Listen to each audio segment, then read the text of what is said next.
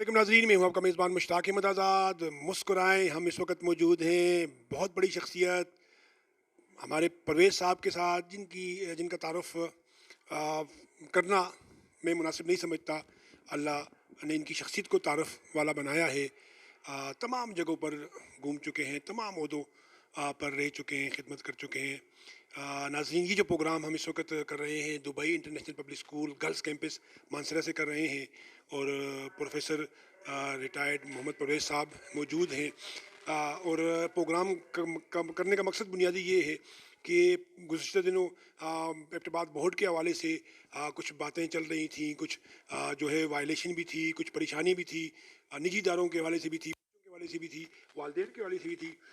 Sir, आपका बहुत शुक्रिया। बताइए सर, असल में ये सच था क्या, और इससे जो है क्या हुकूमत ने जो इतना बड़ा इक़दाम किया, क्या इससे कोई फ़ायदा भी था? बिस्मिल्लाहिर्रहमानिर्रहीम। सबसे पहले मैं मुश्ताक आज़ाद साहब आपका तहे दिल से मशकूर हूँ। आप वक्तन फ़क्तन आते रहते हैं और इल्मी और अदबी बातें होती हैं, और बिलखसूस कोई बर्निंग इशू आता है तो उस पर हम डिस्कस करते हैं, और उस इशू पर के जो मेरिट्स हैं या डिमेरिट्स हैं उस पर बात करते हैं। ये पिछले दिनों हम सब पर आया है कि गवर्नमेंट के एप्लीकेशन है अचानक सूबे के तमाम 8 तलीमी बोर्ड्स को ख़त्म करके एक बोर्ड यानी पेशावर बोर्ड बनाने का फ़ैसला किया, और तमाम मकाते फ़िक्र जिनमें बिलखसूस तलबा व तालबात, पेरेंट्स और दीगर कम्युनिटी ने जब ये सुना कि इस तरह हमारे रीजनल बोर्ड्स जो हैं वो ज़म हो रहे हैं, तो उस पर बेताशा जो है उस पर रद्द-ए-अमल हुआ। मैं समझता हूँ कि बोर्ड्स में रिफॉर्म की बहुत ज़्यादा ज़रूरत है। बोर्ड में पेपर सेटिंग में, कंडक्ट में, पेपर मार्किंग में, कंपाइल करने में, या बोर्ड का काम जो है उससे बोर्ड वाले जो हैं वो उसको छोड़कर वो एक और तरफ निकल आए हैं, कंडक्ट को ही समझते हैं। मैं समझता हूँ कि बोर्ड का काम करिकुलम डेवलपमेंट करना है और एक क्वालिटी एजुकेशन की तरफ जाना है, लेकिन इस चीज़ को छोड़कर बोर्ड्स में कुछ इस तरह पिछले 6-7 सालों से इलीगल काम हुए हैं कि उन्होंने हमारा एक बोर्ड कैलेंडर है, ये एक इसको कहते हैं मुकद्दस बाइबल, ये एक आइन है, और बोर्ड ऑफिस का आईना जी। बोर्ड का एक जो कैलेंडर है उस पर आप अमल करेंगे, या SOP एक दूसरी बुक है, इस पर आप अमल करेंगे और उसके मुताबिक बोर्ड को चलाएंगे। बोर्ड एक फ़र्द वाहिद का, चेयरमैन का, सेक्रेटरी का, कंट्रोलर का नाम नहीं है। उसमें 14-15 मेंबर्स होते हैं। 4 मेंबर जो हैं स्कूल साइड से एक मेंबर होता है, कॉलेज साइड से मेल का एक मेंबर होता है, गर्ल्स स्कूल साइड से एक मेंबर होता है, और गर्ल्स कॉलेज से एक मेंबर होता है। 2 जो कंट्रोलिंग अथॉरिटी यानी CM का 2 जो है नामिनी होते हैं। इस तरह वाइस चांसलर भी एक मेंबर है, डायरेक्टर एजुकेशन एक मेंबर है।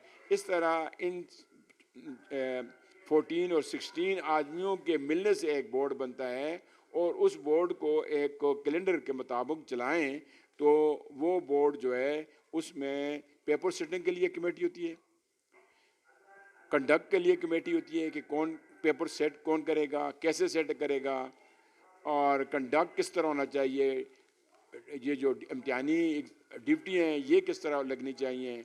फिर उसके बाद मार्किंग का एक प्रॉपर प्रोसीजर होना चाहिए कि ये मार्किंग बंडल जो हैं उठाकर स्कूलों में दे देते हैं, लोगों को देते हैं, इर्रेलेवेंट लोग जो हैं उन्होंने मार्किंग की है। ये है, ये ब्लंडर हुआ है, तमाम बोर्डों से हुए हैं। इसको हम माने या ना माने कि ये एक इरेगुलरिटीज़ नहीं थी बल्कि ब्लंडर था, और 38,000 बच्चे फेल हो गए, और मैथ में 38,000 बच्चे फेल हुए हैं। ये ऐसा हो ही नहीं सकता। باوجود ان تمام چیزوں کے یہ جو اجلت میں ہماری کے پی کے حکومت نے فیصلہ کیا ہے یہ انتہائی جو ہے حماقت کا جو ہے غیر مناسب فیصلہ. غیر جو ہے اس کو کوئی دانا آدمی جو ہے اس کو اس ڈیسیژن کو جو ہے اپریشیٹ نہیں کرتا کیونکہ until and unless we will not involve all the stakeholders. Stake holders کون ہیں؟ بچہ اسٹیک ہولڈر ہے. بچے کو پتہ ہوتا ہے کہ میرے کیا ایشو ہیں, میرا کیا پرابلم ہے, اس کو بلائیں کہ بھائی تمہارے کیا پرابلم ہے. ٹیچر جو پڑھانے والا ہے اس کو پتہ ہوتا ہے کہ نصاب میں درسی کتب میں کتابوں میں کیا مسائل ہیں, پڑھانے میں ٹیچنگ لرننگ پروسیس میں کیا مسائل ہیں, وہ اسٹیک ہولڈر ہے. پیرنٹس کو پتہ ہوتا ہے وہ اسٹیک ہولڈر ہیں. اسی طرح جو ایجوکیشن کے آفیسر ہیں, ڈی او ہے, ای ڈی او ہے, اے ڈی اوز ہیں, ڈپٹی ڈی ہیں, یہ اسٹیک ہولڈر ہیں. اس طرح بورڈ کے چیئرمین ہیں, کنٹرولر ہیں. اسی طرح میل فیمیل ونٹر ویکیشن والے سمر ویکیشن والے یہ سارے لوگ جب تک ان کو بلا کر حکومت ایک کانفرنس نہیں کرتی اور ہر ایک سے پوچھ کر کہ یہ کیا آپ کے پرابلم ہیں اور ان کو وہ انپٹ کریں اور اس کے بعد کوئی پالیسی بنائیں یا کوئی ڈیسیژن کریں یا کوئی ایسا پلاننگ کریں, تو ان کے بغیر چند لوگ جو ہیں پشاور میں یا اسلام آباد میں بیٹھ کر ایک فیصلہ کر لیں وہ جی 8 بورڈوں کو ضم کرتے ہیں. وہ بھائی ضم کرنا اتنا آسان کام ہے کیا؟ یہ جو ایک کوستان میں ڈی اے خان میں چترال میں بچے بچیاں اور بالخصوص فیمیل بچیاں اور ان کے والدین جو ہیں انرولمنٹ اور رجسٹریشن کے لیے وہ پشاور جا سکتی ہیں. امتحانی داخلہ, درستگی, نام, ولدیت, تعلیمی اسناد کی وصولی, داخلہ فیس, ری ٹوٹلنگز, پیپر کنسلیشن وغیرہ کے لیے پشاور جانا, وہاں پر رہنا, یا وہاں پر لوگ ایک دن میں کام کر کے دیں گے. 10-20 دن لوگ غریب لوگ جو ہے ہوٹلوں پر رہیں گے. اور یہ اس وقت جب وہ ایک بورڈ تھا اس وقت آبادی نہیں تھی. ٹوٹل 15,000-16,000 بچے تھے ہوتے تھے اور ان کا مارکنگ اور ان کی یہ چیزیں جو ہیں بڑی آسان ہوتی تھی. سر یہ بتائیں کہ ابھی اس دفعہ جو میٹرک میں بچوں نے جو پارٹیسپیشن کیا تھا اس کی تعداد کتنی تھی؟ اس دفعہ تقریباً 1 لاکھ سے اوپر تھی. تو 1 لاکھ ایک بورڈ کی 8 بورڈ ہے تو اس کا مطلب یہ جی تقریباً کوئی 10 لاکھ بچے. 10 لاکھ بچے ضرب میٹرک کے 10 پرچے کریں تو یہ 1 کروڑ پرچہ بن جاتا ہے. 1 کروڑ پرچوں کی مارکنگ, 1 کروڑ پرچوں کی جو ہے وہ آنا ٹرانسپورٹیشن کے پشاور سے جو ہے وہ آپ ان کو لائیں, لے جائیں, مارکنگ کریں.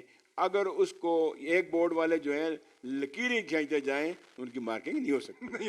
اچھا سر ہمارے پاس وقت بڑا اختصار ہے. سر یہ بتائیں کہ بورڈ نے اتنا بڑا اپنا حکومت نے اتنا بڑا فیصلہ لیا, لوگوں کو اتنے عرصے تک پریشان رکھا, ماشاء اللہ آپ جیسے لوگوں نے بہت جدوجہد کی کہ دوسرے آپ بورڈ کو سب سے زیادہ چاہتے ہیں کیونکہ آپ بورڈ کے چیئرمین رہے ہیں, بورڈ میں آپ نے بڑا کام کیا ہے اور آپ کے دور میں ابتباد بورڈ جو ہے وہ صحیح معنوں میں ابتباد بورڈ بنا اور نہ صرف ابتباد بورڈ بنا بلکہ وہ model board of the Pakistan بنا.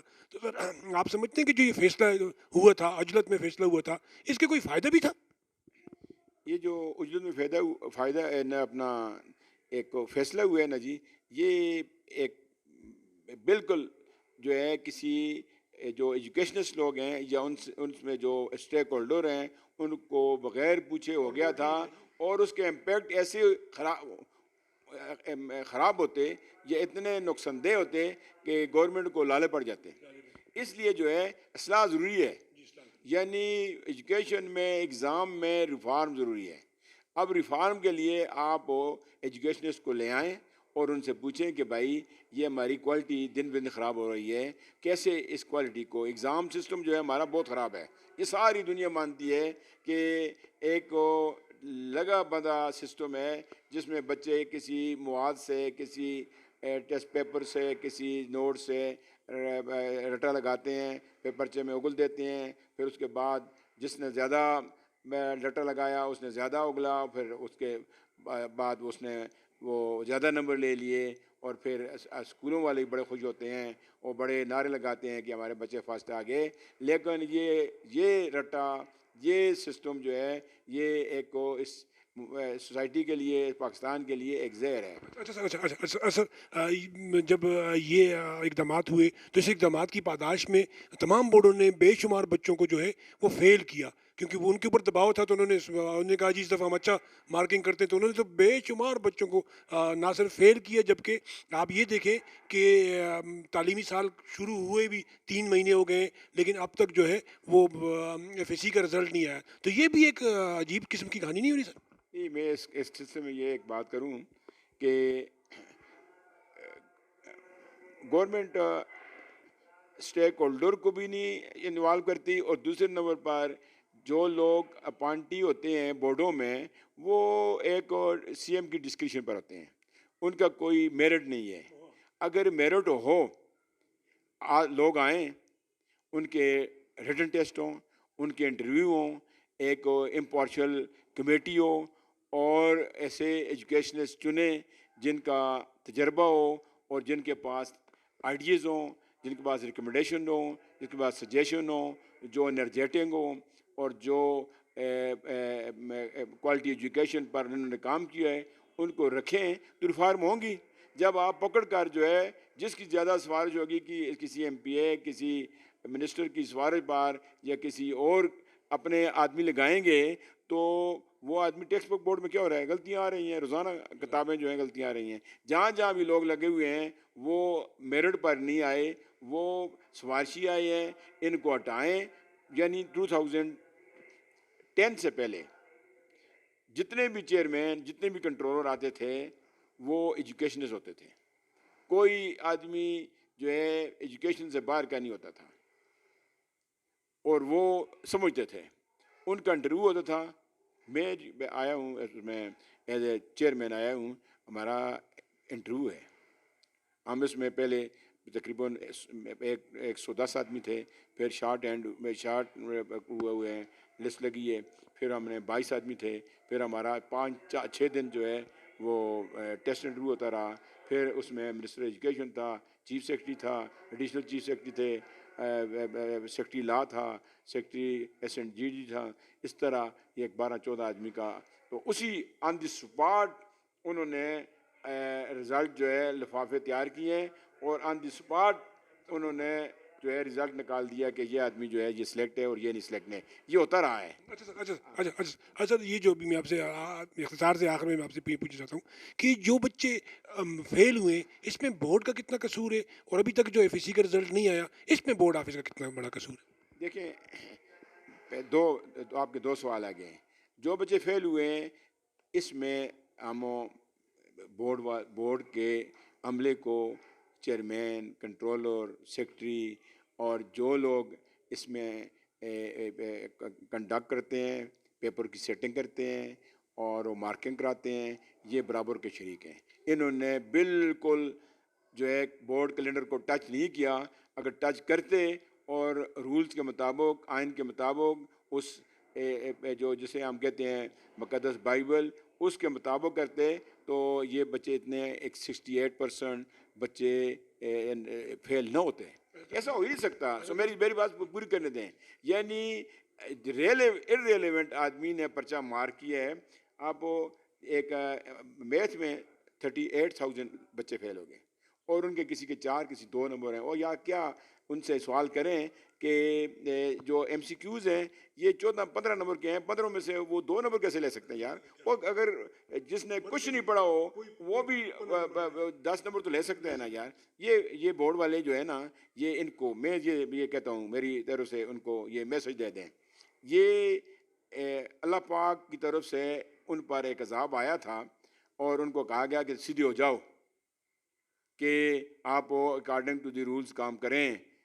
اور وہ یہ اللہ نے ان کو بال بچایا ہے. یہ بورڈ اگر چلا ضم ہو جاتے، یہ ختم ہو جاتے، اس کے جو امپلائی ہیں ان کے ساتھ کیا عشر ہوتا، اور عوام کے ساتھ، اسٹوڈنٹ کے ساتھ. اور پھر یہ لوگ پشاور میں جاتے اور ان کو جو مسائل اور تکلیف ہوتی اس کا یہ تصور بھی نہیں کر سکتے، اس کا اتنا بڑا امپیکٹ ہوتا ہے.